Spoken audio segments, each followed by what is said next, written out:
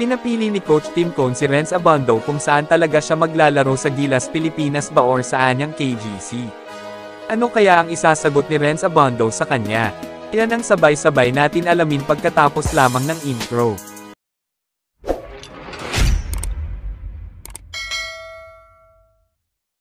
Tinapat nga ni Coach Tim Cone si Renz Abando patungkol sa anyang KGC na kung babalik pa daw ito sa Korea. At pinapili nga ni Tim Cone si Renz Abando kung mananatili nga ito sa Gilas Pilipinas para makatulong sa Asian Games o pupunta na ng Korea para maglaro naman sa anyang KGC.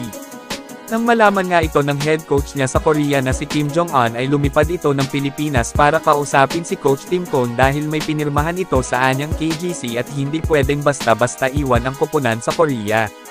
Ngayon nga ay nananatiling nasa Pilipinas si Renz Abando at nag-iisip kung ano ang kanyang gagawin.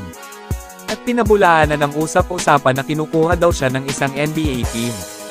Wala daw utong katotohanan at fake news nga lang daw iyon.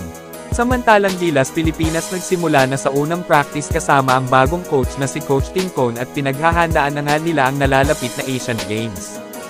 Si Coach Tim Cone na ba ang magpapabago sa Gilas Pilipinas o magagaya lang ito sa nag-resign na si Chot Reyes?